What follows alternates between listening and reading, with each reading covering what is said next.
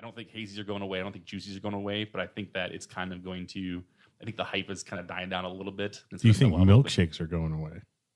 Like the ice cream milkshake? Yes, McDonald's is finally giving up on trying to get their milkshake machines running, and they're just going to close them all. No, no milkshake IPAs. Because people have really turned on them later this year.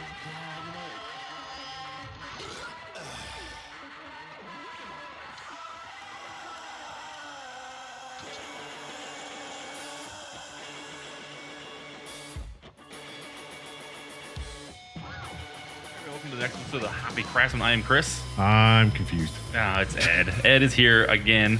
So you threw me off my game this time. You're welcome. Thank you. You can't derail the show at the very beginning. When there's no rails to begin with? That's true. So this is our last episode. Forever. For this year, for 2018.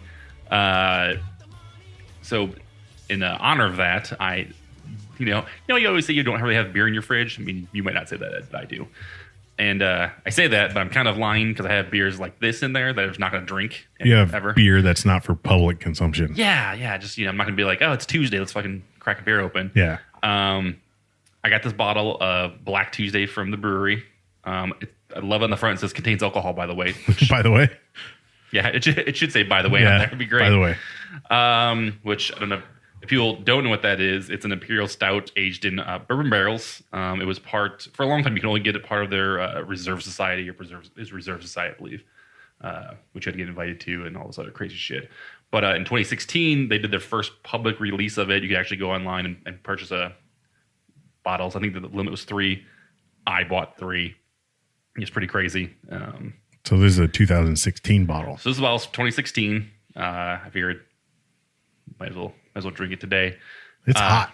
Yeah, that being said, what do you how's it smell there, Ed? It's a lot of whiskey in there.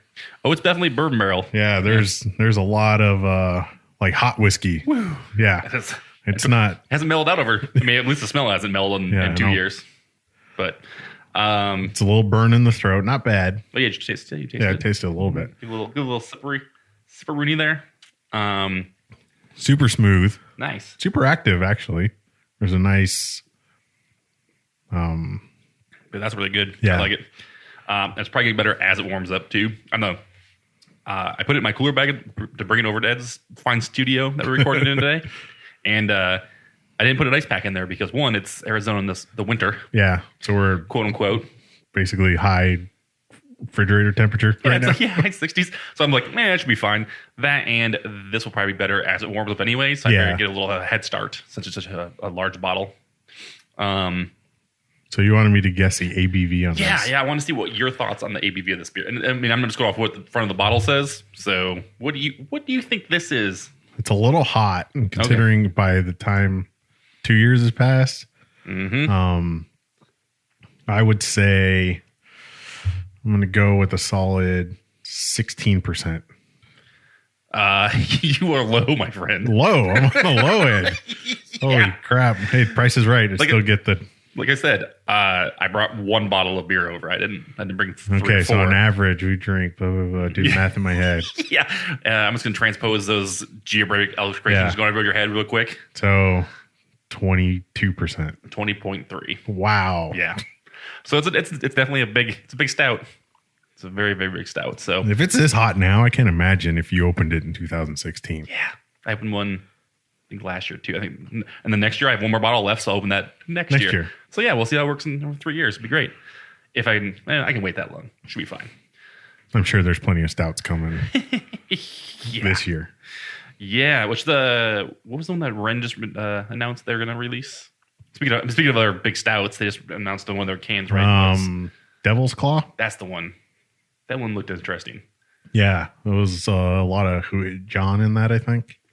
Yeah. I didn't get any. I fell asleep. I missed the window. Last Society membership for 2018 release, and I blew it.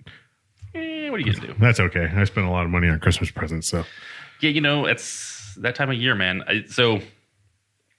I think I told you, and I told somebody else. You guys both asked me if I wanted to get the Devil's Claw. You told me to ask me that, which I'm glad I didn't say yes because Yeah. it would have been the point. No, I'm a little better when people want it. Well, that's good. That's always nice. But then somebody else asked me if I wanted to like split some 4-packs with them, and I was like, yeah, here's the deal. I'm trying to save my money this time of year. I got other things I need to buy, so we can kind of go. Wait, let's be clear. You're not buying other things. I'm buying more beer. You're buying beer in other states. I'm buying beer in other states. This is true. Very, very true. So, but yeah, I mean, stout wise, this is really good. Hey, after the last show we did, I went and bought more of that double midnight run from 12 West. Yeah, no, I like that one a lot. That was a really good beer. Yeah, I was glad I bought 2 or 3 cans. I think you buy the individual cans, right? Because you're not. Yeah, I think they still have a 2-can limit on that one. Okay, just because I definitely got 2 then. Yeah, so I did drink it with a cigar this time. Oh, okay. And I'm anti-cigar and craft beer, like all those douchebags who walk around beer festivals with a cigar in one hand and a taster glass in the other hand. It's like, why'd you waste your money? It's a little tough. It is tough. Like that beer, like perfectly melds with a cigar. Right. I think that's, I mean, there's certain beers that can do that. I don't think that, I mean, let's be honest. If you're walking around the beer fest and you're chugging some hazies, I don't think a cigar is going to be really good for for that at all. It's not going to be good for the cigar or the beer. No, it doesn't pair well. But something like that makes sense. Yeah, right? if you have a beer and you're like, I really want to try this, like you could do it with food too. Like, I really want to have chicken wings with this beer or a big steak. But yeah, I don't think a cigar with most beers is going to go well. I think one with this one would probably be okay because I mean, the bourbon. Yeah, you always bourbon like crazy. So it's cool. It's cool. And what is this aged in? It doesn't actually say, I don't think, on here. Let me look on the side. I think it just says bourbon barrels.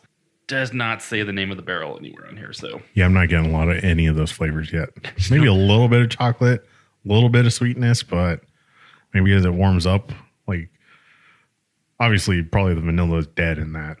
Like, yeah, it's funny. Like, and we talked about that. Like vanilla and coconut aren't gonna linger past too long.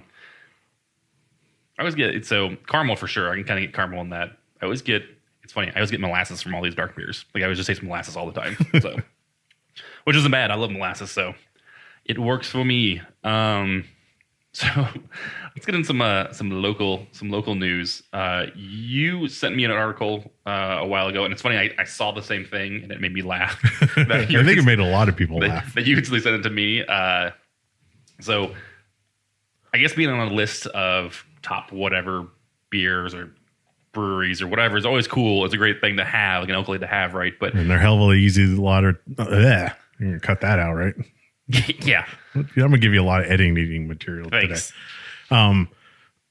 It's easy fodder for writers too. Putting out lists. I mean, lists not are easy, a lot of effort. Like the end of the year, especially, it's like everybody. It's Cheetos for the mind. Like you put out a list and put top any number, and people are gonna be like, oh.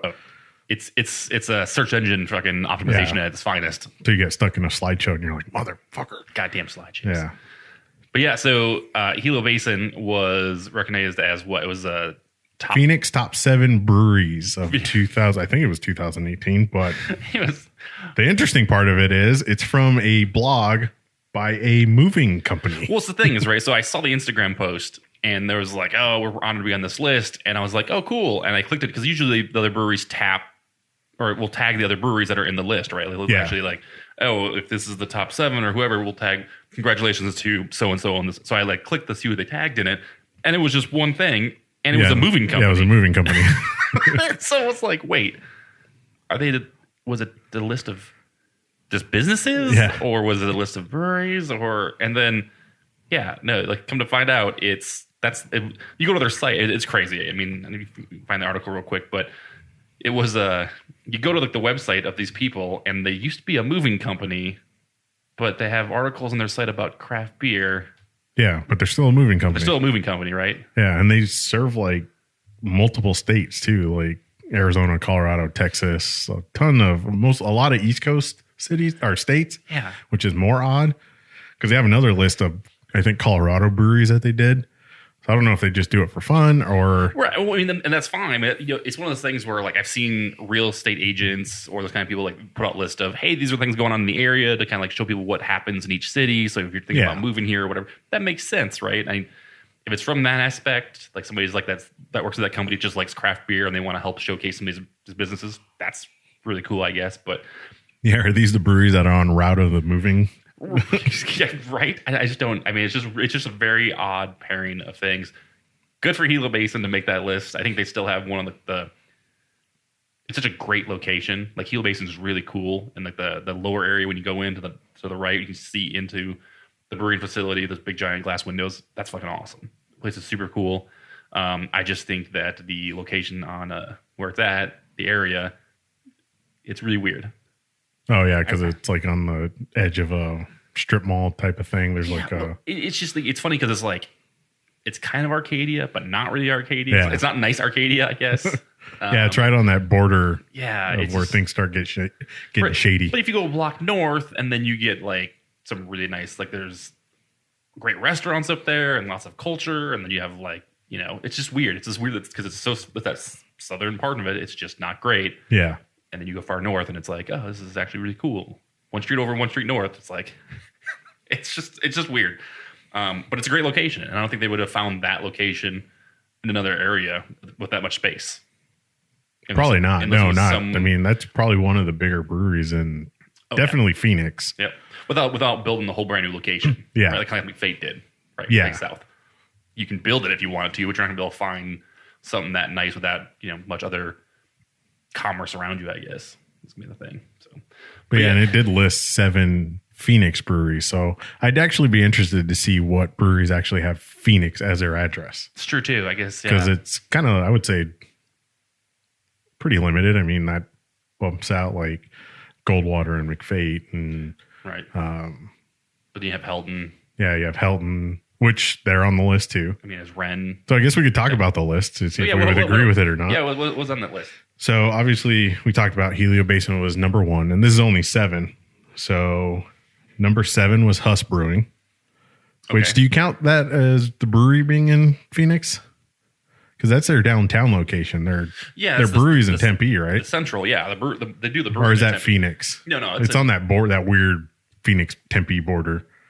No, it's like it's in like Guadalupe in Tempe. Like it's in that little like island of Guadalupe, just in the southern part of it. So I think that's still, it's all Tempe right there. So that's not necessarily Phoenix, but they do have a location in Phoenix, which, like you said, is the Uptown Plaza one. So number 6 is Sonoran Brew Company. Right, at all. So number 5, everybody's personal favorite, Four Peaks. Yep, it's true. Which I think we've beat that. Is that a beer resolution not to talk about Four Peaks in 2019? Yes. Because we beat it to death already? Yes, next year, let's not talk about Four Peaks anymore. Number 4 is Mother Bunch. Okay, yeah, they're solid. Number 4. I mean, they're downtown. They're Phoenix. Yeah. I like their beers. Their food's really good. Yeah, the food. And that's the thing about this list too. And we'll probably get into it more as we get into the list, but I think that's where it comes into play, brewery versus brew pub. Because I know a lot of places get up there more for their food. Yeah. That boosts their beer than necessarily just like a place might fall because it just has beer. Yeah. So you can't really put those on the same list, but a lot of people do. Number 3, Wren House. This is where I have the big. Wren House is 3? Wren House is 3 on this list of Phoenix breweries. So they're. Okay. Let's see what because they do have some recommendations on what beer. So this can kind of tell you how old this blog is. And this was posted as we record this, maybe less than a month, right? Right. Since I sent that to you or since it got posted on social media. But their recommended try this is Lady Banks. Oh, yeah. Which is quite a while ago. Yeah, it's a little old. And yeah, let's not suggest trying one-offs or not even one-offs, but like seasonal stuff. Yeah, it's a seasonal, hard to get, whatever. Number 2 is Helton. Okay. And then obviously number 1 is Helio Basin. So just sticking with that 7, do you agree with the order of that 7? No. I don't either. No. No, I mean, I think if we're talking about just Phoenix stuff, I think Wren should definitely be at the top of that list as far as beers in general go. I mean, if you're not a big into IPAs, because they do a lot of IPAs, but they do a lot of really good other beers too. I mean, their stouts are great. They make really good sours. They actually, their lager of the Valley Beer, everybody gets that stuff. It just really, they were really good. I mean, like I said, I had friends come out of town, and that's the first one I'm going to take them. So, Helton probably up there. And this article does mention food. Yeah, and that's the thing is like, but other bunches up there too. I guess I don't know. Yeah, that's a tough little list to put together. But I mean, if you're including food, I could see another bunch being higher and Helio Base being higher because of it too, for sure. Yeah, I haven't eaten too much at Helton. I've had some of their food that are really good, like charcuterie board type of thing. Yeah, and Helton's very like conversation food. It's not big meal stuff. Yeah, you're not getting there for dinner, right? It's sitting there talking to people and stuff you can pick up and kind of munch on. It's not big meals. It's little side dishes and, like you said, the charcuterie board and charcuterie, however you say that. Charcuterie. And for the longest time, I mean, Hilo Basin has been talked about more about their food than their beer. It's true. And very, very true. The food was delicious. Well, moving on, I guess the other kind of sad, happy news is Luke, I guess, is he the assistant brewer, I guess? I've always just said co-head brewer because that's always felt like he's always been. Yeah, because he came on right around when Preston got there, didn't he? Yeah, I think they opened and they realized that Preston wasn't going to be able to do all of it, and so they brought on Luke. Mm-hmm. And so, but he announced just recently on his Instagram account, and I don't know if it was on the Wren House one and all, but he is actually leaving Wren House. He didn't say where he was going. No, he didn't. So, kudos to him. I mean, here's the thing: is here's my thought: is if you're leaving Wren House to go to somewhere else, it's got to be somewhere cool, right? It's got to be somewhere that's kind of like either nationally known or they're focusing on a really certain style of beer, and then that's what they do, and they're known for that. So, I mean, and Luke's always been a sour guy, right? Yeah, So, I mean, if you can find something more along the lines of what you want to brew, right? So maybe you found like a sour place, or well, I think it's just I think he wants to grow beyond, and this is in my thought as well. And this is, I think we'd have to go back and listen to our episode with Drew and him. But I think they actually said that Preston's more into kind of traditional style beers, and so I think it was hard maybe for Luke to grow if he wanted to. Maybe, I mean, again, this is all speculation. I don't know. Yeah, we have no idea. But maybe Luke wanted to grow more in certain areas, and he just couldn't really learn any of that from Preston. So he needed to go find some place he could do that and keep moving with his journey of brewing. So, I mean, like you said, and if it's sours, then the problem with sours is that it's hard to get right, right? You know what I'm saying? And there's only like there's probably a lot of people that can do it, and that's where he wants to go. Is to learn from those people, or maybe he's just fucking sick of the heat. Who knows? Get the hell out of here. He was, I'm done with it. And now they have Will brewing there too, right? And yeah, they brought Will, and so there's just like only 3 people going. So, and he came from the brewery, right? Yeah. Yep. So. And he's doing a lot of their barrel stuff, and I think he created the Las Frescas stuff. He did, and then now Los Postres or whatever it's called. Yeah, I haven't had any of those. I had the mole one. I think I didn't have a can of it. I got the draft. Yeah. I did. Okay, yes. Then I lied. I did. I had a draft there. I didn't get a can. People come here for the truth, Chris. Sorry. People come here for my outlandish opinions. And yes, my farces. Your hot takes and. Yeah, got a lot of those. You're like the Howard Stern of Arizona podcast. I hope not. I hope I look a little better than he does. He got a face for podcasting. It's true. And a body for radio. So what do you think? What do you think the reaction's going to be? It's funny. I don't think that Wren's going to go, like the quality's going to go down or anything's going to be happening. I think they're still going to make IPAs. I think they might make less IPAs now because of it. And that's my assumption. I know Drew really likes IPAs, and that's where kind of the trend is the money's now, at, baby. But I think that might. I mean, again, our kind of theme for the show is reviewing 2018, and then kind of looking forward to 2019. And I think 2019, I don't think hazies are going away. I don't think juicies are going away. But I think that it's kind of going to. I think the hype is kind of dying down a little bit. Do you think milkshakes are going away? Like the ice cream milkshake? Yes, McDonald's is finally giving up on trying to get their milkshake machines running, and they're just going to close them all. No, no milkshake IPAs.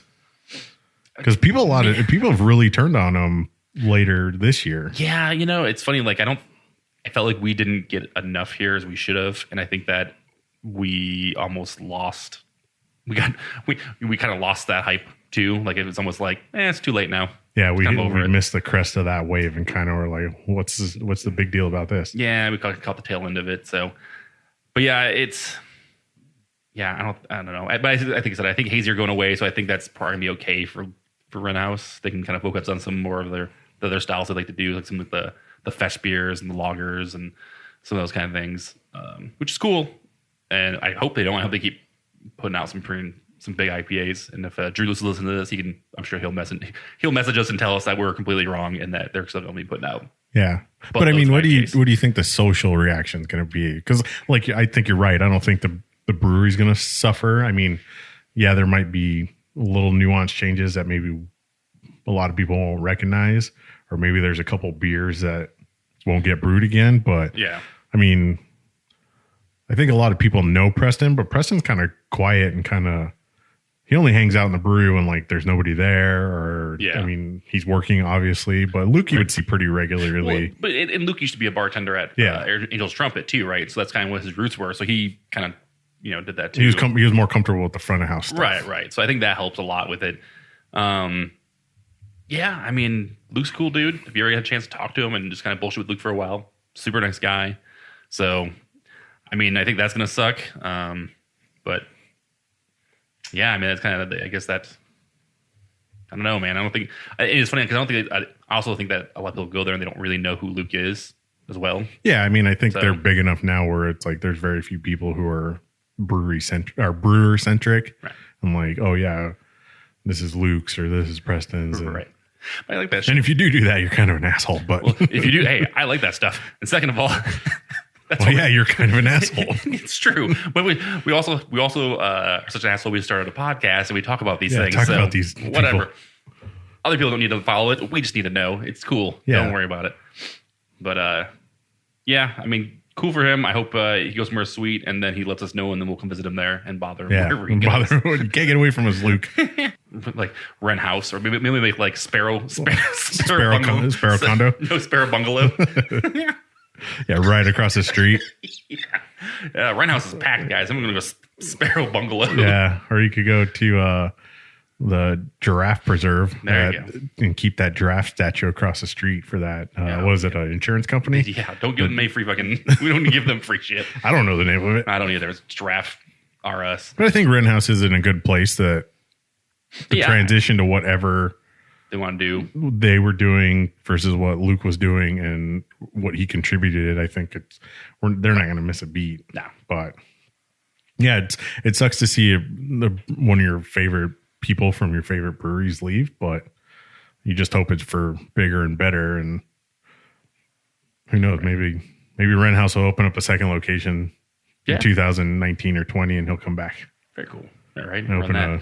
So real quick, take a break and then we'll come back and kind of get into our 2018 review list fucking explosion. Our top 10 best moments from 2018. Are there even 10? Yeah, I don't know. All right, dude. Let's let these beers warm up some more. Let's take a break and we'll come back. No. It's too late. We're already gone. We're gone.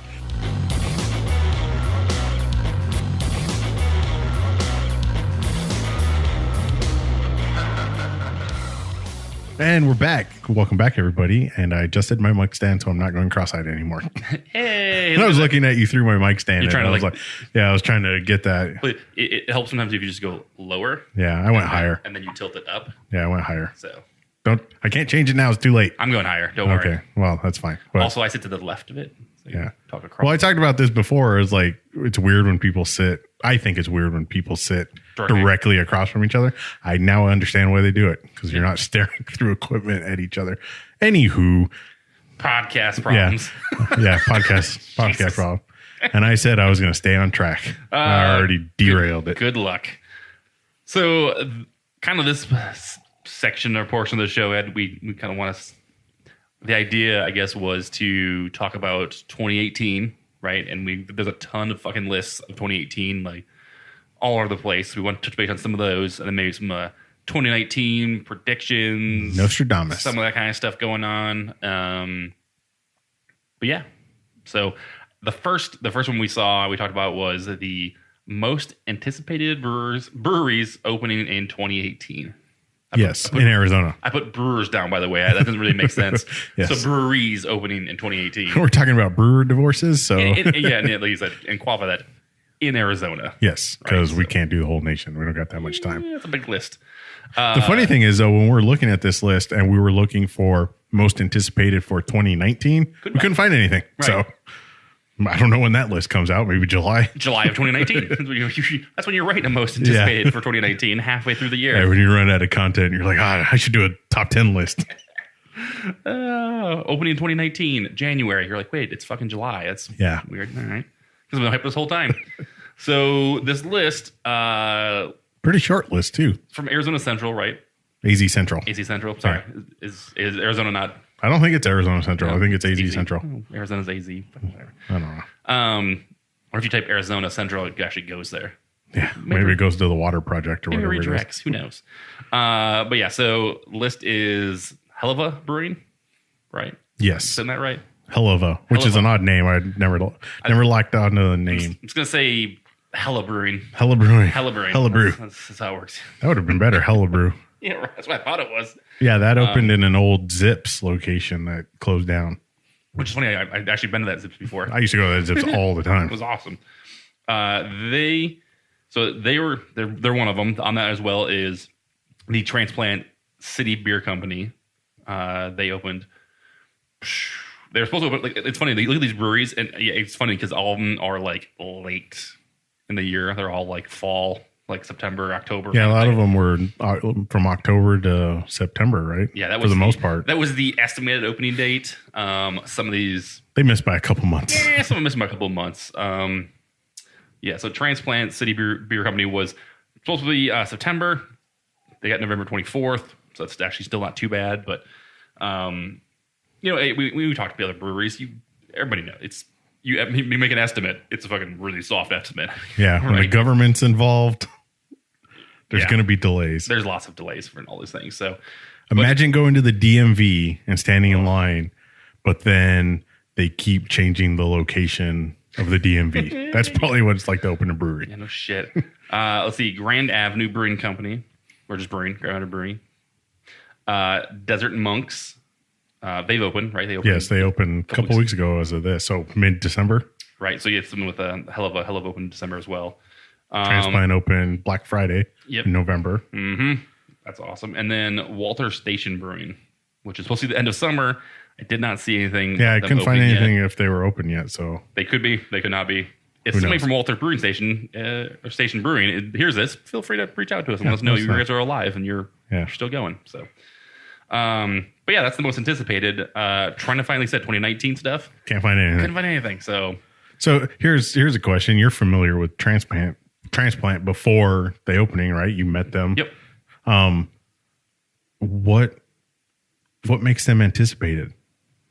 It's funny. So I think that the two different guys are from different states, right? That's kind of like their logo. It shows. Right. It shows them from different areas. I think they both bring different mindsets of what they want to brew. And no, but brew. You met them. Like, was there anything that you're like, I can't wait for this brewery?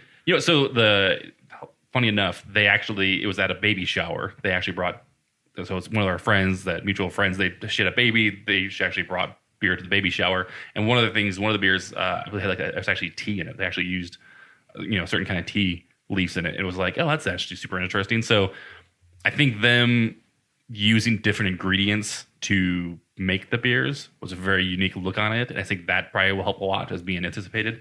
The guys themselves, super nice guys. I mean, they were super happy, super excited to talk to me and tell me what they had going on, what they were opening up, and what they were doing. So you built anticipation on a personal level because meeting them. I think no, I built the anticipation for AZ Central. Yeah, they heard our one podcast where forever ago I talked about meeting them, and they're like, "Damn, on the list, check." So you created the anticipation. I mean, I don't want to toot my own horn, but you're a trendsetter. I did. I tried. They were on social media for a long time too, actually hyping themselves. No, that's what I'm trying to get at. It's like I followed Desert Monks for quite a while, seeing the process of them like homebrewing and doing different things like that, and that kind of made me interested in following their story. Right. But it's like, can you really say most anticipated breweries. Like if Modern Times came over here and we're like, we're opening a brewery, that would be an anticipated brewery. Oh yeah, for sure, right? But it's like, I don't know. Did somebody just go through the city records and be like, who applied for a permit? Right, it could be right. And it could be just that these are some of the ones that were definitely going to be opening. I mean, I guess we could compare it to how many actually breweries are supposed to open this year that didn't, and see if maybe this is maybe it's not the best 7. It's maybe the only 7, right? So, well, no, Four Silos wasn't on that list, and they opened a couple months ago, right? In Gilbert. Yeah. So here's the thing: don't even know who that is. You don't know Four Silos? No.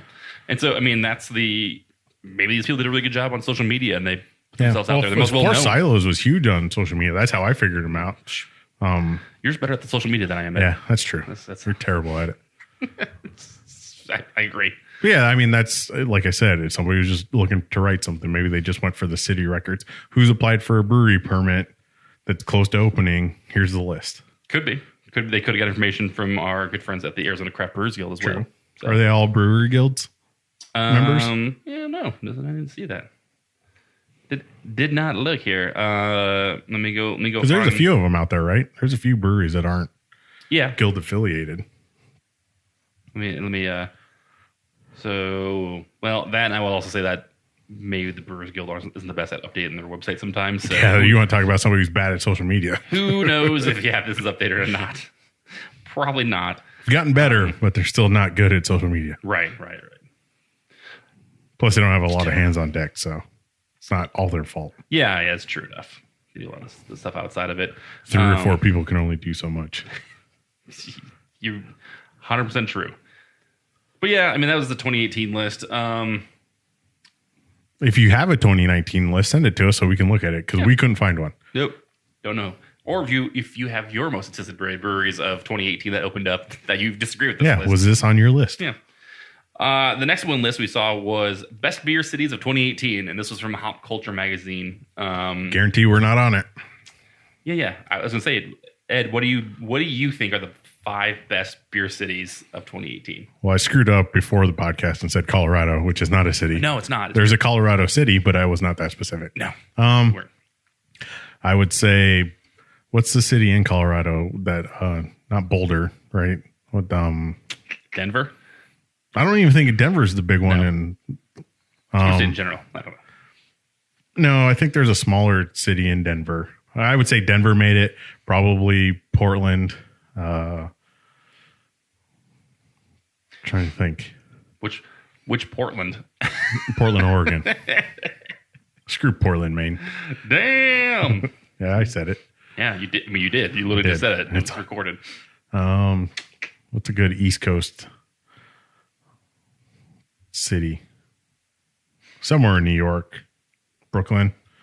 Okay. San Diego. Ed, I mean, you're like. I haven't seen this list either. I know you haven't. Am I like right?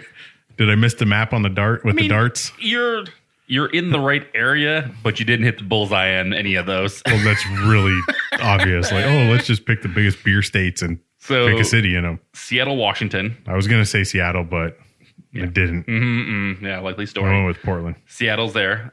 New York. I was close. Yeah, so I said Brooklyn. So I said you were close on all these, just not really, except for this one, Minneapolis, Minnesota. Really? Yeah, you missed that one. Which that was kind of the surprising one for me too. I was like, Minneapolis, what? Okay. I mean, I know it's early. I'm like, what else is over there? But yeah, supposedly on their list, they actually list out a bunch of stuff as a Fair State Brewing Cooperative, which is a co-op brewing community, which is kind of cool. Bauhaus Brewery Labs. So they do some funky stuff, some other cool things. Stargazer. So let's see. Dangerous Man Brewing Company, which I definitely had some of that when I was in Minneapolis. Last time I was there. That's pretty good. The only reason I can think Minnesota is on this list is because all the old people leave and come to Arizona. So there's more room for people who actually go to breweries. Yeah, see, that's good. Because now that snowbird season's here, you can't get into Arizona wilderness. Yeah, I mean, it's like a 2-hour wait. But yeah, I mean, that was the one that was like, that's fucking odd. That one's weird one. Portland, Yay, Wayne. Maine. Damn it. Preemptive, a little too early. I knew when you the excitement for you to say Portland gave me the hint that I was wrong. You were wrong, Ed. You were wrong. I said you were close, but no, it's Portland, Maine. I mean, and here's the deal: Allagash, Battery Steel, Austin Street. I mean, those ones for sure are. It's like, oh yeah, fucking that Battery Steel. Gotta love that. Their stuff is fucking amazing.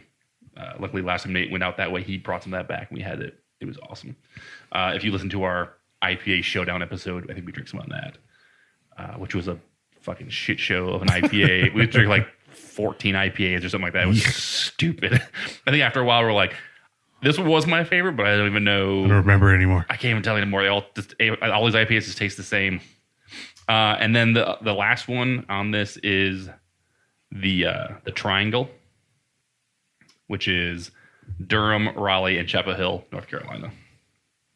Which is funny. I figured Asheville would be on there, but I guess this is, since it's the Triangle, there may be more kind of in that triangle than just Asheville. So isn't Burials in Asheville, right? Yeah.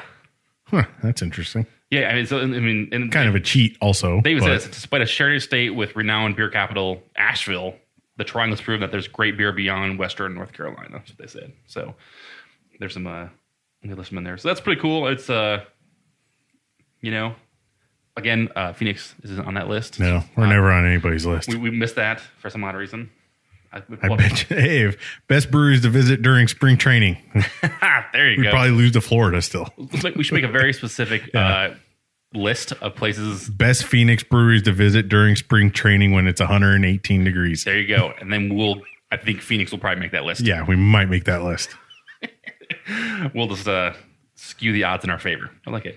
It'd be interesting, and we're not going to do it because we don't do that much research, but to cross-reference like the big breweries in those cities, right? On how many like national like top 10 lists. Well, it's funny. Like that's the thing is like that's what I like about Hop Culture Magazine. There is that those guys are super into. I mean, we're talking about Juicy Brews. Those guys are really into craft beer. They know craft beer.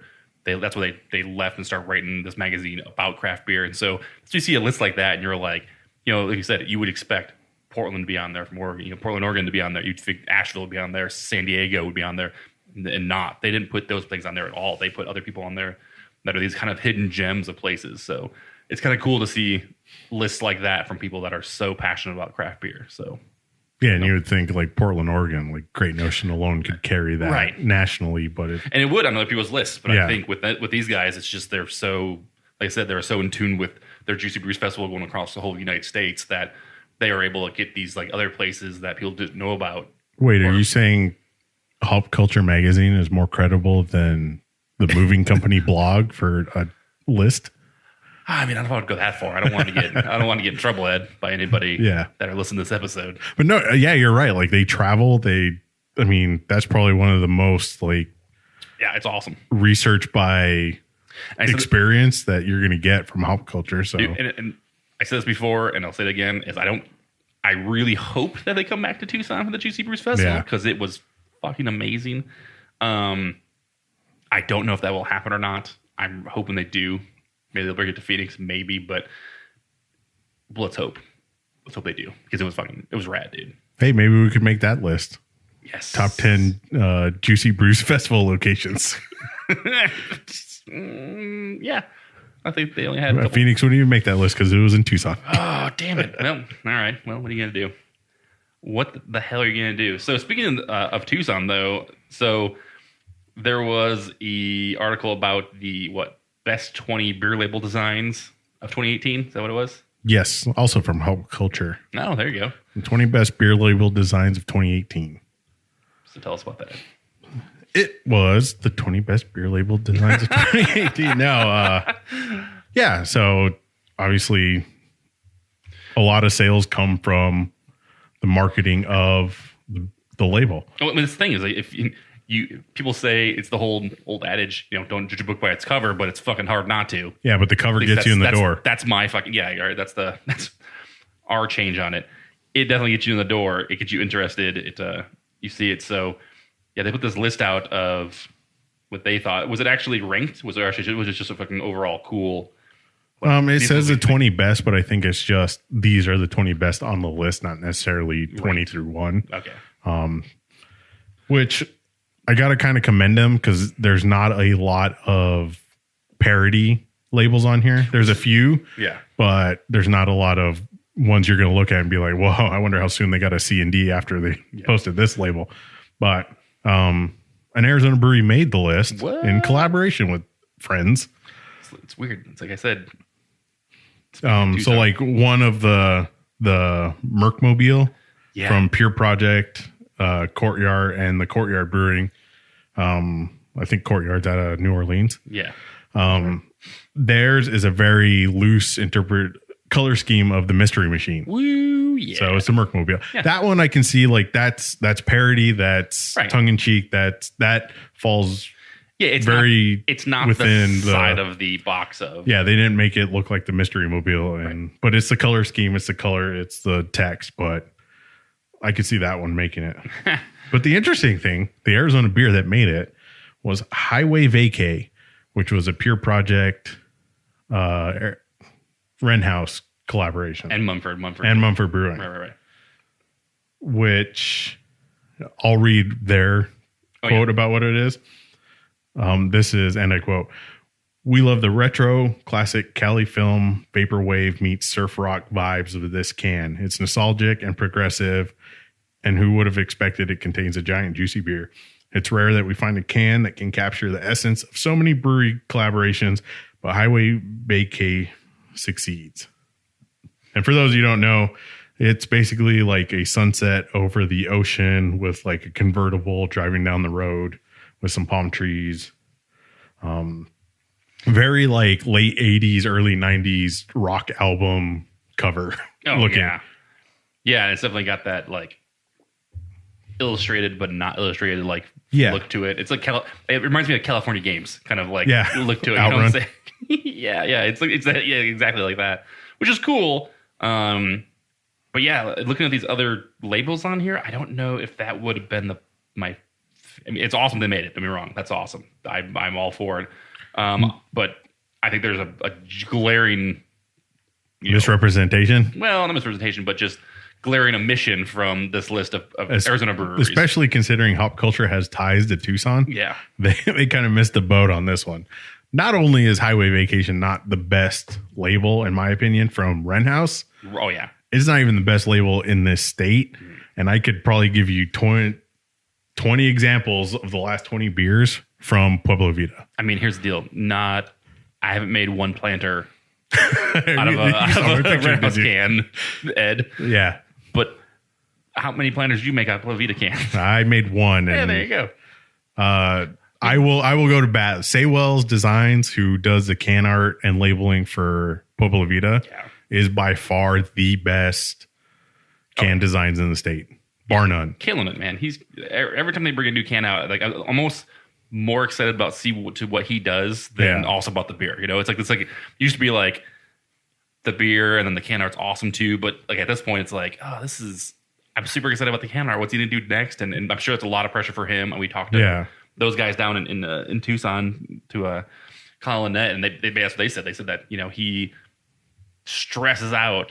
Ryan does from Saywell's Designs. He stresses out so much about their can art that it's almost hard to live up to the hype so much of what he does, but he keeps nailing it. Every time he does stuff, it's phenomenal. And it gets better and better. And it's collaborative. It's not like he makes a design and Pueblo Vita says, okay, like they'll go back to him and say, hey, no, this is what we're kind of along this theme, or here's what we're thinking. And he'll run with it. But I mean, I'll go to bat. Like, it's hard to beat a Saywell's Pueblo Vita design. Yeah, I love it. For cans. The other glaring omission was the Tropical Gets Hot from the Shop Beer Company.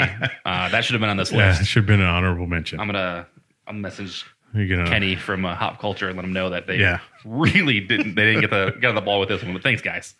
I wonder if it's at the bottom of the honorable mentions. I want to scroll to the bottom of this list and see. Maybe. Probably not. But if you want to look at that list, I'm sure Chris will put it in the notes and stuff. There's some interesting cans and stuff.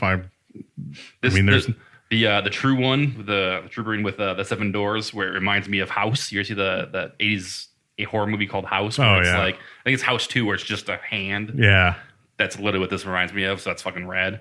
Yeah, I know there's cool. I mean, arguing about art is talking to a wall. So semantics, right? I mean, here's the problem: is that it's all what you like, what you don't like. But these are some fucking rad things. They're definitely outside of the ordinary, just fucking standard beer labels. So, well, what's your favorite Wren House can since they made the list? Design, man. I don't know. It's funny. Like we mentioned this Good Girl Pearl that we have sitting over here. That it has a Valley beer in this little the little doggy has a Valley beer. She's drinking a Valley beer. I do kind of like that. I think this cartoon style is really cool. Yeah, the Wally's here. I like the Where's Wally because it has the Wren House the building on it. Man, I want to say, was it the Spellbinder? I went with the Spellbinder a lot. Yeah, Spellbinder trips people out because it has that. A lot of people get a headache off of it staring at that too long. Right. Fucking Spellbinder's really good. I like the Phoenix Lights. That one was an awesome design. Trying to think of other stuff.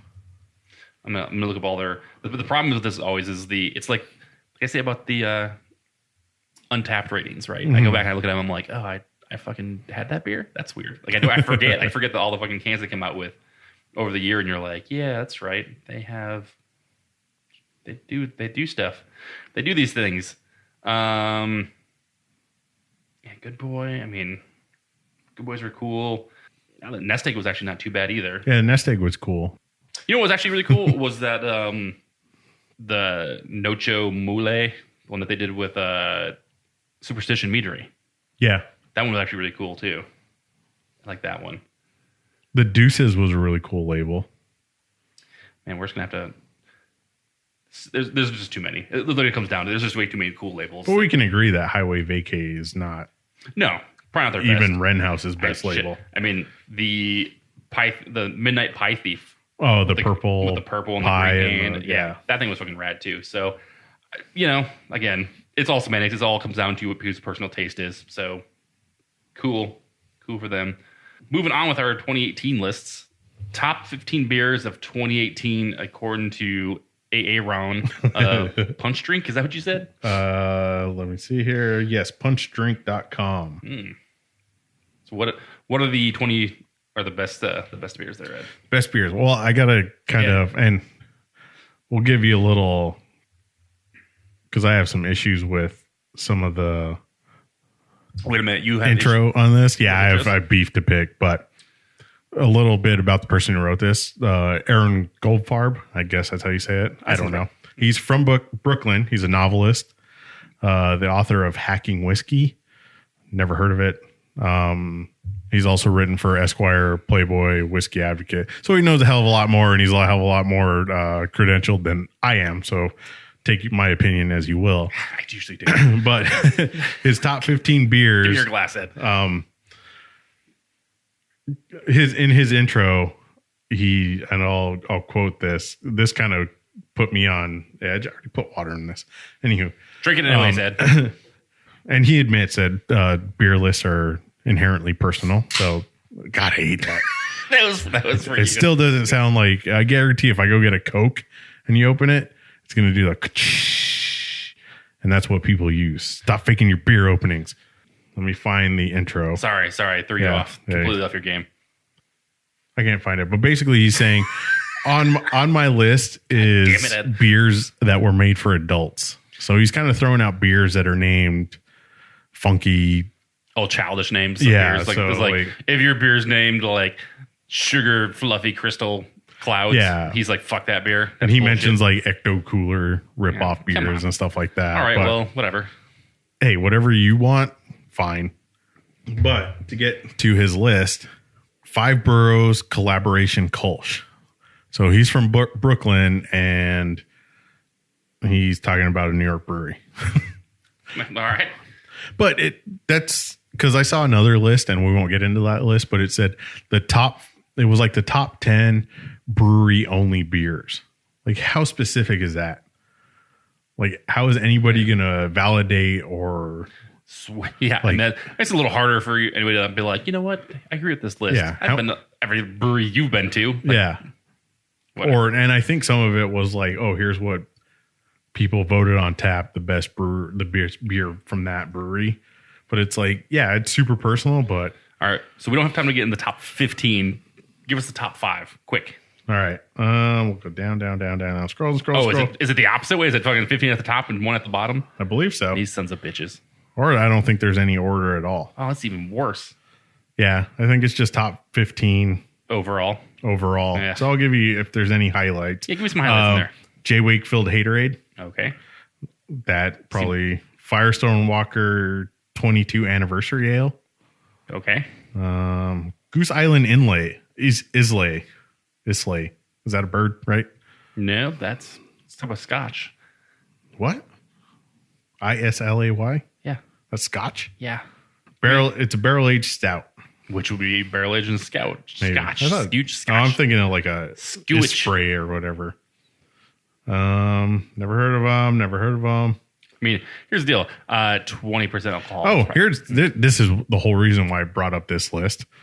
Arizona Wilderness made this list. Okay. Their Camp Cool Ship Batch 1. I agree with it. I don't. I must have had a bad bottle because mine tasted like pure pickle juice. Yeah, and mine didn't at all. You said you had a completely different experience. Way different experience. It was delicious. Which I completely understand. There's bad beers, especially with the Cool Ship. Who knows? Like maybe the bottle was damaged inside. Maybe there was something. But Right. I think I'm the outlier on that. Maybe I just had a bad bottle because the ratings and the reviews I've seen, like a lot of people liked it. I like the Cool Ship. I've had, I think the big Cool Ship with like 12 West and Dark Sky and BRI. Yeah. That was a good Cool Ship. So I know I like them. So maybe I just had a bad, maybe I didn't store it right. Maybe I left down sun too long. So you left on the dashboard of your car. But they also did that with Other Half.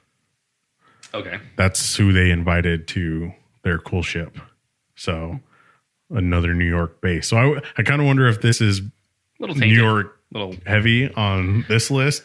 Yeah, which is fine. It's one of those things where it's hard to like. We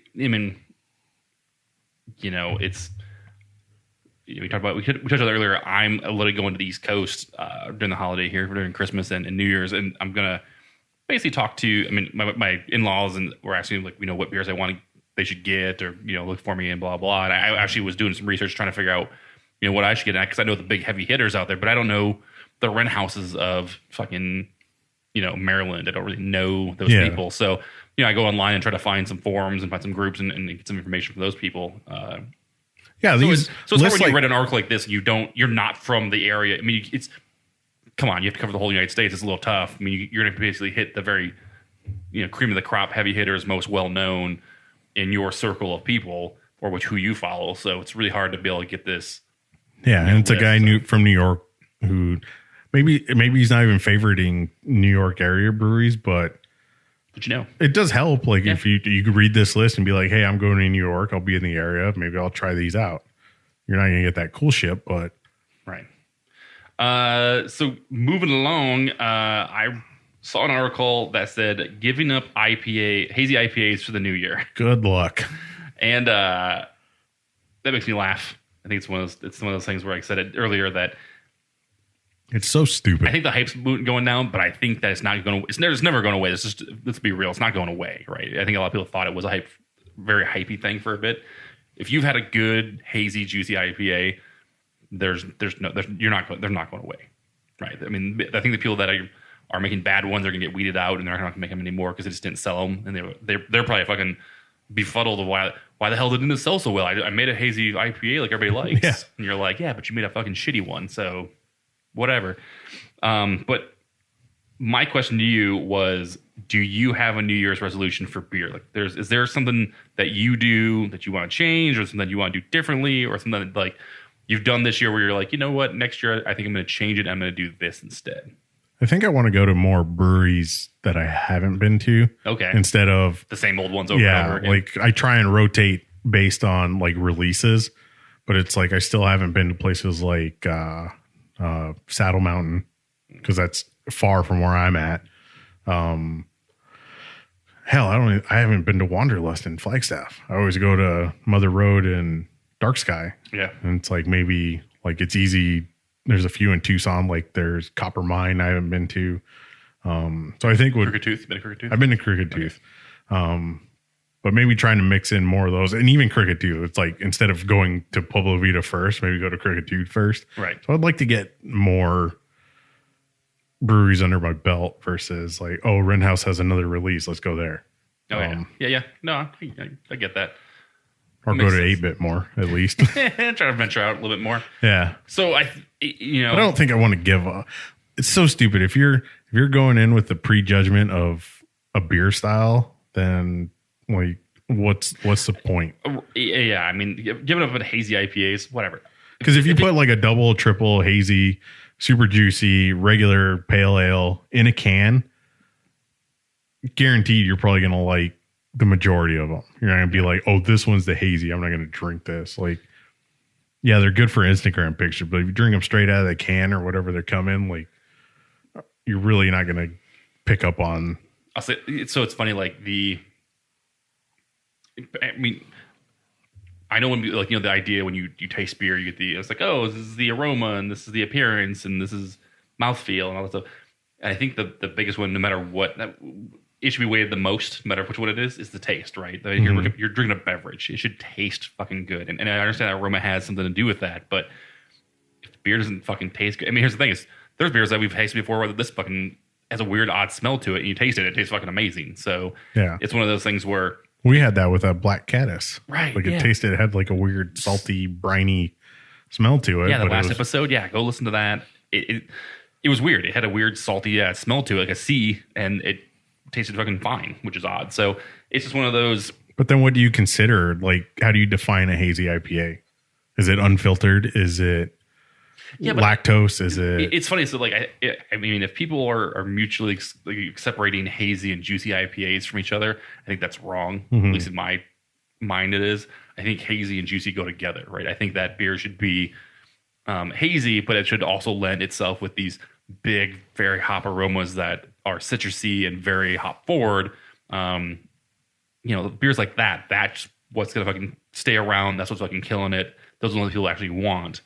So we switched to the Good Girl Pearl. We poured that. So the one I opened up earlier, if you heard that. Yeah. Oddly. It's a triple IPA. Would you consider this hazy? Would you classify this as a hazy IPA? Yeah, well, I mean, comparatively speaking to what an IPA normally is, like a traditional IPA, oh yeah, this is hazy for sure. It's not haze to the fucking level 11, right? It's not fucking like so hazy I can't fucking. It's not orange juice. No, it's not orange juice, right? It's not that at all. And oddly enough, I want orange juice and a beer combined. Like that juicy hazy IPA, I'm in. We're talking about just haze for haze's sake. Why?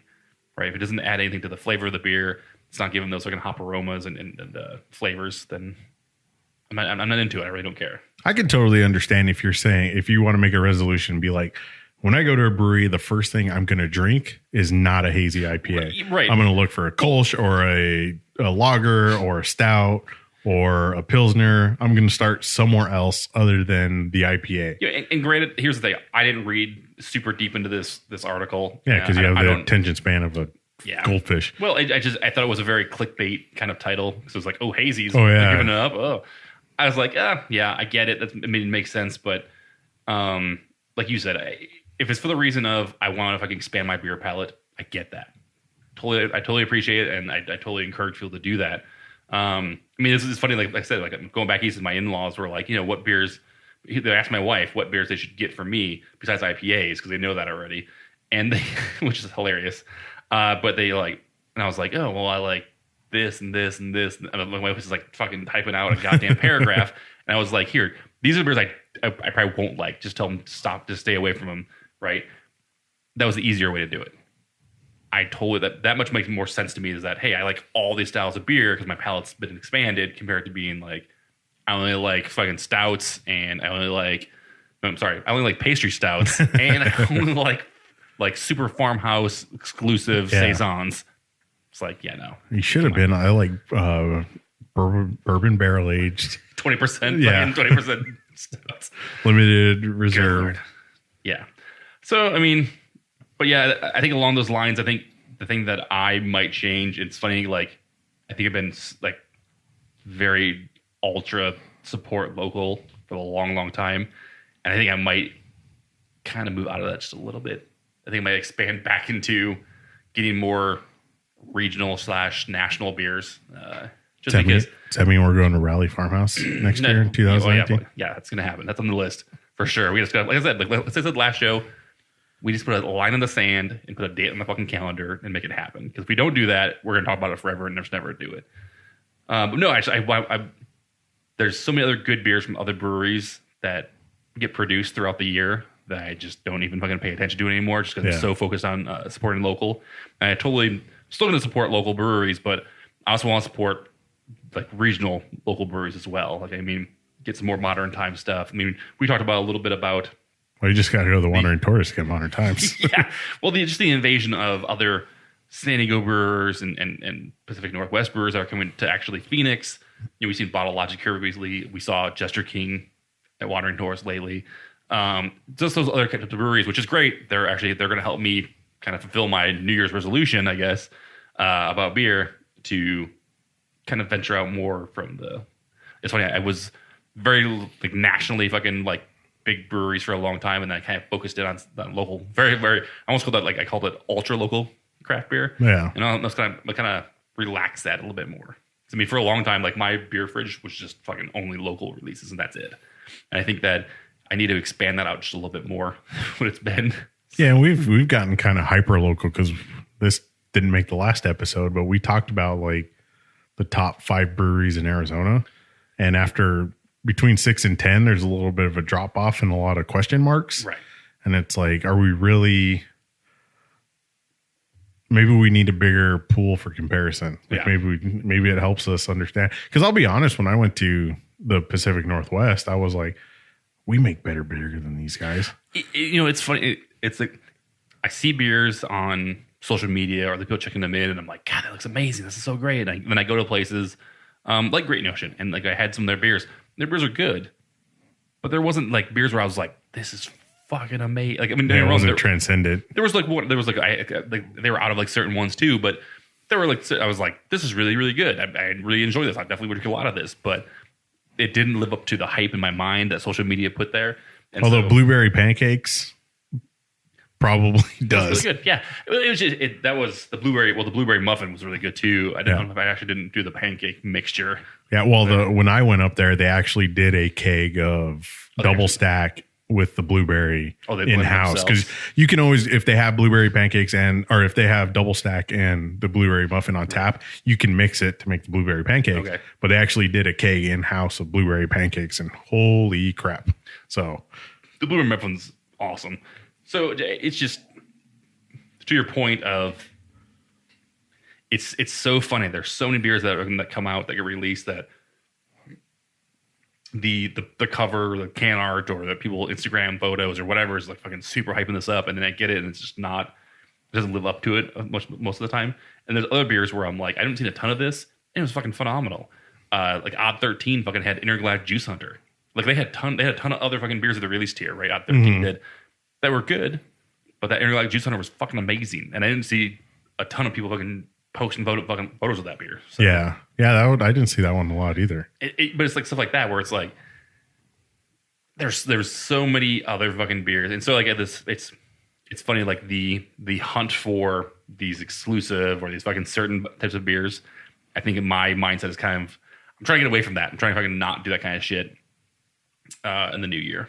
So, but and kind of to segue off of that, one of the lists I had was, it wasn't even a list, it was an article talking about beers, and it's like, when did rarity become the measurement for good? Right. And you see that a lot with like other half stuff, and especially like with Bottle Logic, with all their all their November series stuff. Right. And it's like, you're basically buying it off the hype. Like, you've never tasted this beer. Right. You don't. And it's, it's funny, like the rarity, it doesn't make beers fucking great. It doesn't really do that. And it's funny, like I mentioned earlier about the IPA episode, right? if you go back and listen to that episode, and granted, we definitely got a little fucking shit faced towards the end of it, drinking those IPAs, but beers that you would normally think that we would have been like there was like the Veil was on there, and fucking like some other these big guys were like, yeah, it was okay, but you know, fucking like I said, the Battery Still was fucking phenomenal. So it's just funny like how some of these other fucking big things you see, and we're like, it's all right. I don't know. Well, you saw the hype, and it's getting more and more prevalent each year with the Bourbon County stuff. Yeah. It's like people were like all over the boards and social media. It's like, oh, I'm looking for this variant. I'm looking for this variant. A ton of people were looking for that orange variant. And like 2 weeks later, I sent you that picture from Total Wine, and there was nothing but orange sitting on the shelf. And it's like, and then just mixed reviews. Like people hated it. Some people liked it. I'll say this. I saw somebody fucking check in. Actually, I'm sorry, not to check in. I saw somebody actually order a Bud Light Orange because they fucking loved it. And they were like super excited that somebody had. I can't remember where it was, but they ordered it, and I was like, are you fucking kidding me? And they were happy. Oh, you know where it was? It was at the fucking Cardinals game. Somebody ordered, I was standing in line, and I was fucking drinking fucking all day fucking Founders. And the people in the line next to me, the guy's like, oh, you got Bud Light Orange? Yeah, I'll take one of those. And I was just like, oh my God, actually somebody fucking ordered that goddamn tang of a fucking beer. Cool. Good for that guy. But it's just like, I don't know what to say. Don't say about that. Yeah, it's whatever floats your boat. But it's like that rarity thing, and there's also the Bourbon County proves that there's false rarity. Like when you create regional rarity, like people are like, I think the biggest sought after one was that vanilla variant. So I wonder if they did that. I wonder if they. Do you want to know how many check-ins there's been on Untapped of the vanilla variant? Take a guess. 10,000. 16,000. Jesus. So that's not a rare beer. No. Well, like you said, versus like a Bottle Logic, like but regional rarity, right? Like you talk about, like, I wonder if they actually did that. I wonder if they actually fucking was like, we're gonna give the Southwest these bottles, and we're only gonna allocate so many to this, and we're gonna fucking is it turning into comic books where like this variant only goes to this certain store, and we're only gonna send orange to the West Coast, and we're gonna send the Brambleberry to the Southwest, and it's like possibly they could be fucking creating their own fucking exclusivity. Yeah, I mean they could. Who knows? Do we have any more lists to go over? So the only no lists. I think the only other thing I want to talk about is the honorable mentions that we've had in the last week or so here. If you want to, since the last episode, Ed. Since the last episode, what is a beer that you had that you really loved, that was local, that you really enjoyed? I would say the one we had on the show was that Double Midnight Run from 12 West. So I went and got more of it. You got more of it. I mean, that alone, I guess, should tell you fucking that. How much you like that beer. And that beer was super low key. Like I heard about it during their anniversary. Right. Not a lot of hype. I didn't see a lot about it, but when we had it on the show, I was like, holy crap, I want more of this beer. So I went and got more of it. Nice. That's probably, and honestly, it's a late year release, so maybe it's a little like a little favoritism. That's probably one of the best beers in Arizona this year. Wow. This is what we said. This is honorable mention for these last week or two. It's hard to go farther back, but yeah, I mean, if you think it's for this year, that's pretty awesome. So, mine is highly contended, I guess. At this point, I've heard mixed reviews about this beer. I really like the was it Tortoise in the Wilderness? Is that what it was called? Wandering in the Wilderness. Yeah, sure. Whatever it's called. The Arizona Wilderness. Made a terrible children's book title.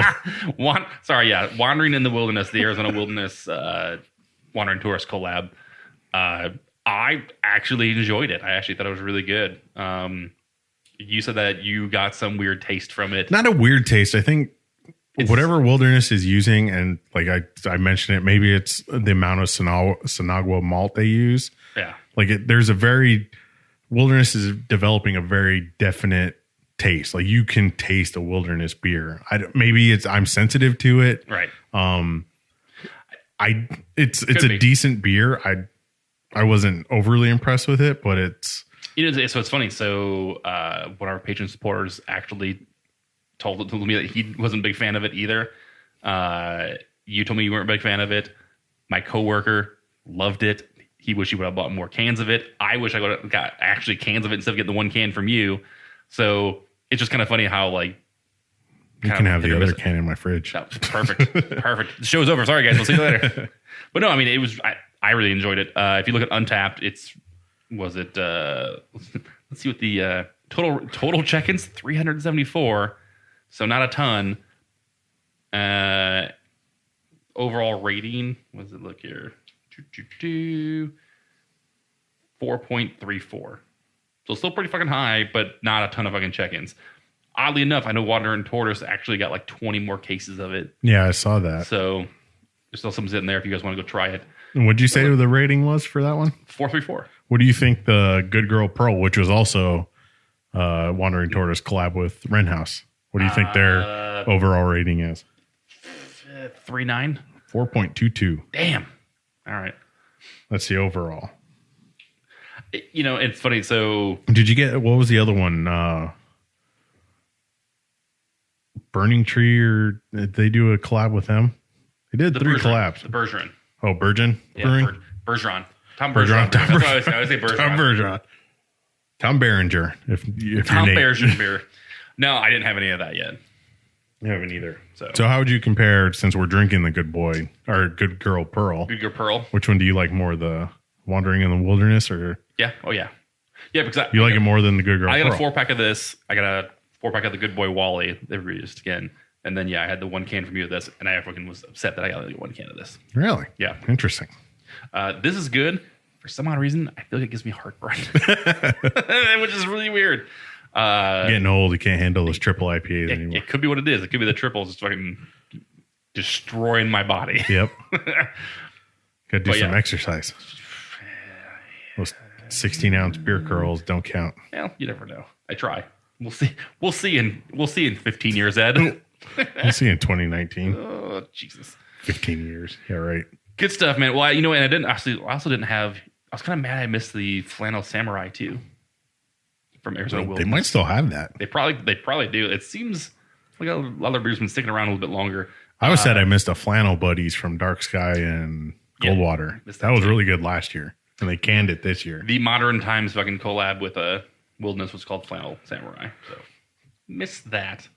That was 379 though, so I guess it was a little lower. Yeah, who knows? Other than that, I guess we should probably should wrap this show up, fucking Ed. 2019 predictions. So what's your 2019 prediction? What do you think is going to happen? Invasion. What do you think is going to happen? Invasion. We've kind of seen it. We're like population wise, the Phoenix metro area is like top 10 in the country. Yep. Brewery wise, are we even in the top 20 yet? No. I don't think so. No. We've seen it. Pure Project, Bottle Logic, Modern Times for a while now. Jester King just invaded like 3 different bottle shops. Colorado breweries for a long time. Like 13 coming here. I think there's going to be a big push for, I wouldn't say breweries who are struggling, but breweries that want sales that can't crack that San Diego market, that can't crack that national market. They're going to do big dumps in Arizona, and I honestly think it could put some breweries out of business here. Like if you can go to Modern Time, or not Modern Times, if you can go to Wandering Tortoise and just get basically a picture perfect representation of a Modern Times tap list at their brewery. Why would you not? Right. Like, and we talked about that list. Like, there's a lot more people going to Wandering Tortoise than they're going to Hilton. Very true. And it's like, yeah, there's so that would be my thing to watch out for, is like all these breweries that are pushing like into Arizona for distribution. Yeah, I can see that. A little bit of worry, but maybe it'll make people here step their game up. Right. Competition is good for everybody. I think that it'll get people here that are good people to up their game even more, and people that probably are slacking a little bit to start producing better beers. And then the fucking people that aren't doing great at all, they'll fucking probably fade away. So it's all good. I'm excited if I can see and get other beers from, like I said, year's resolution is so I can try beer from other places. So this will help me with mine. But like the Wandering Tortoise just had a bunch of the brewery beers come in. Yep. And like if you look at like San Diego social media, it's like the brewery's like one of the best out there. And it's like all of a sudden they're shipping stuff over here. It's like, I also think the brewery being privately sold, probably didn't leave a good taste in their mouth there. I mean, it definitely did in mine. I haven't bought fucking a lot of brewery stuff since fucking the sellout. This is as we're drinking the 2016 bottle 2 years ago. I was cool all about it. And now I'm like, man, I'm okay. So, but it makes you wonder because like we never had distribution here, but there was a lot of like toolbox getting brought in here. And then they closed down. I know. And so it's sad. I wish some of those breweries would have started pushing here a little bit more too. And again, it's still amazing that Peer Project can actually even distribute here. That they actually have the reserve to be able to distribute in Arizona. So if the sales are so tight and we're getting so much of that overflow. Well, biologic beers. Some of the biologic we're getting, they're brown paper ticket sales in California, and we're fucking getting them like a case at fucking. Or two at a fucking place. Like Ground Control's had them. And Wandering Tortoise and fucking like Half and Bottle's getting some. It's like... Yeah, and look at... Like, obviously, Jester King's not in California, but they were in 3 different places. Yep. I think... Who was it? I think it was Ground Control again. Yeah, Irene's Tap Room, which I haven't been there yet. Which I really want to get out we need to go over there for sure. But it's like, holy cow, where did that come from? It's like... Yeah, it's weird. It's awesome, though. Super cool. I think mine. I'm gonna stick with the old reliable. I really, really hope that Downtown Mesa gets rid of antique stores and makes more, puts more breweries / eateries. I'd like if there's more worth takeaways types places downtown Mesa. They have so much fucking room to grow for that kind of like stuff. You just love Worth Takeaway because they did a Bob's Burger. Oh, that's the best, dude. It was so good. It was so awesome. I'm not going to argue with you. It's 100% true. But if they have like that kind of food, but more in downtown Mesa, I think more people would go down there and actually do stuff. So I think Cider Core being down there, I think, I'm really anticipating fucking the 12 West. 12 West, which I think is supposed to happen this year. Yes. Or 2019. Right. So give or take a few months. Yeah, right. So what's going to happen next year? That's what I'm talking about. So if that's going to happen, hopefully, and then just snowballs, man. Snowballs down there. Oro's good. Making Desert Eagle closes, and then fucking something else opens up down there that's making better. I feel like if Desert Eagle ever listens to our podcast and we meet them in real life, I'm gonna get punched in the face. Yeah, I'll never wear my hat in there. Yeah. Or maybe I should. Yeah, we'll sell it. You wear it in there and let me know how it works out for you. I'm going to, for my New Year's resolution is I'm going to Desert Eagle. I'm going to wear the Hoppy Craftsmen shirt. I'm going to give him a sticker. Oh, God. I gave Oro a sticker. That being said, I have stickers for a new design that is the best design ever. That is on its way. I don't want to reveal what it is. We'll post it on social media. I just know that if it doesn't get stolen from your house when you're gone. Yeah. Well, we'll see. But it'll make a handful of people pretty happy. One of them being Ed for sure. Maybe it'll get us an episode at a certain place. Yeah, possibly. That being said, we need to wrap this thing up. Ed, do you still write on your blog at all? Should people even go there? Or they just should go to the hoppycraftsmen.beer website? I should probably start writing something for that. Maybe I'll do a top 10 Hoppy Craftsmen list. There you go. I like that. The top 3 Hoppy Craftsmen. Chris, you're not number 1. Damn it. All right. Spoiler alert. Next year. It's always next year, Ed. Yes. Always next year to improve yourself. But yeah, so go to hoppycraftsmen.beer for the website. At Hoppy Craftsmen on Instagram is probably where we're probably most active. We're a little active on Twitter as well. If you go to Barley Legible on Instagram if you want Hoppy Craftsman light content. Yeah, there you go. Hoppy Craftsman adjacent content. Yeah, I like that. And then the rest fucking people of the world are our patron supporters. Ed, is there anything interesting to talk about the Patreon supporters this week? There is. Your wife's amazing. So she is our number 1 patron supporter. I wasn't talking about that. I made multiple tiers for her so far. She keeps jumping up in the tiers. I'm gonna make a crazy one in 2019 and see if she actually does it. We'll see.